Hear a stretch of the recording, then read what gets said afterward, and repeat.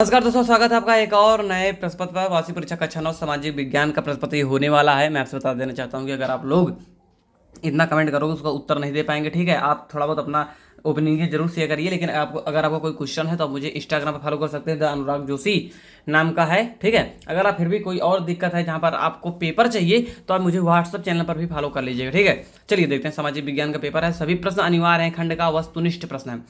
France की क्रांति के समय शासक कौन था, मतलब शासक था तो लुई 16वां, ठीक है। ये जो लिखा है ये 16 है, ठीक है। अगला है, रूस की क्रांति का प्रमुख नेता कौन था, तो कौन था, लेनिन। औपनिवेशिक सरकार अपराधी जनजाति अधिनियम लाई 1871 में, ठीक है। अगला है, बंजारा एक जाना माना समूह था तो किसका था, चरवाहों का। अगला है, भारत का सबसे पूर्वी देशांतर कौन सा है, तो इसमें गलत छपा है, 97 डिग्री 25 मिनट होना चाहिए, ठीक है, पूर्वी। एक स्थलीय भाग जो 3 ओर समुद्र से घिरा तो उसे प्रायद्वीप कहते हैं। विश्व का सबसे बड़ा डेल्टा है तो कौन है, सुंदरवन डेल्टा भी आता है, ठीक है। लेकिन यहाँ पर जो है तो गंगा डेल्टा भी इसमें कहा जा सकता है, क्योंकि गंगा नदी ही जाकर वहां पर बनाती है, ठीक है। अगला है, भारत में मानसून का आगमन कब होता है, तो जून के प्रारंभ में हो जाता है, ठीक है। चलिए अगला क्वेश्चन देखते हैं। ग्रीष्म ऋतु में उत्तरी मैदानों में बहने वाले पवन को क्या कहते हैं, तो लू, जो कि अपने तरफ चलता है उत्तरी भारत में। बर्मा का नया नाम क्या है, तो म्यांमार है। चीनी संसद का नाम क्या है, तो है नेशनल पीपल ऑफ कांग्रेस, ठीक है, ये है। लेकिन अब इसमें मैं उचित नहीं समझ पा रहा हूँ कौन सा होगा, तो इस वजह से मैंने छोड़ दिया, अपने गुरुजी से पूछ लीजिएगा, ठीक है। संविधान सभा के अस्थायी सदस्य थे, सॉरी अस्थायी सदस्य थे तो डॉक्टर राजेंद्र प्रसाद। लोकसभा में सदस्य हैं तो 543, वर्तमान में भी यही हैं। कौन सा तृतीय क्षेत्र में शामिल है, तो पर्यटन। निम्नलिखित भारत किस क्षेत्र में रोजगार के सर्वाधिक अवसर सृजित करता है, यानी कि अवसर सृजित करता है, तो प्राथमिक और द्वितीयक दोनों में। भारत की साक्षरता दर है तो इसमें मैक्सिमम 70 आप मार सकते हो, लेकिन वर्तमान में 74.04% है, ठीक है। अगला है, भारत में सर्वाधिक निर्धनता किस राज्य में है, तो बिहार में है, ठीक है। चलिए आगे देखते हैं। 1930 में कौन सा देश आजाद हुआ था, तो वो है मैक्सिको, ठीक है। शीतकाल की वर्षा किस फसल के लिए महत्वपूर्ण है, तो है रबी की, ठीक है। पाकिस्तान देश में मुख्य कार्यकारी कौन है, तो राष्ट्रपति है, ठीक है।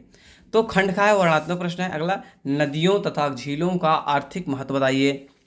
लोकसभा राज्यसभा से शक्तिशाली क्यों है। अगला है, फ्रांस के इतिहास में 14 जुलाई का क्या महत्व है। अगला है, प्रच्छन्न और मौसमी बेरोजगारी में क्या अंतर है। अगला है, दीर्घ उत्तरीय प्रश्न है, चरवाहों के जीवन पर सूखे का प्रभाव बताइए, अथवा जार का शासन क्यों खत्म हो गया। अगला है, भारत में जनसंख्या वितरण को प्रभावित करने वाले कौन से कारक हैं, अथवा भारत के स्थलीय एवं तटीय सीमाओं का वर्णन कीजिए। अगला है, लोकतंत्र दूसरी अन्य सरकारों से बेहतर है क्यों, अथवा लोकतंत्र अपने नागरिकों से क्या अपेक्षा रखता है, अथवा मानव पूंजी निर्माण का अर्थ बताइए, इसका आर्थिक विकास में महत्व बताइए, अथवा निर्धनता उन्मूलन की वर्तमान सरकारी रणनीति की चर्चा कीजिए। तो यहाँ तक हुआ। अगला क्वेश्चन है कि मानचित्र कार्य करना है, निम्नलिखित को फ्रांस के रेखा मानचित्र में चिन्ह द्वारा दर्शाइए। बोर्दो, नांतेस, पेरिस, मार्सेल्स, ठीक है। अगला है, खंड भारत के रेखा मानचित्र में निम्न को दर्शाइए। सिंधु नदी, सतलज नदी, नर्मदा नदी और सांभर नदी। दोस्तों आशा करते हैं आपको वीडियो बेहद पसंद आया होगा। कक्षा 6 से लेकर पूरा 12 तक हमारे यहाँ पूरी पेपर सभी हर कक्षा के हर सब्जेक्ट का एक नहीं 10-10 डाले जाते हैं, ठीक है। तो आप इस चैनल को सब्सक्राइब कर लीजिए, बहुत इंपॉर्टेंट होने वाला है। पूरा हल सहित आप लोगों के लिए प्रोवाइड तक क्लियर दिया जाता है, ठीक है। तो आशा करते हैं आप लोग सब्सक्राइब करोगे चैनल को, और चैनल के साथ साथ व्हाट्सअप चैनल भी सब्सक्राइब कर लीजिए, और उसके साथ साथ हमें इंस्टा पर भी फॉलो करना मत भूलिएगा, द अनुराग जोशी। मिलते हैं नए वीडियो पर, तब तक के लिए जय हिंद, वंदे मातरम।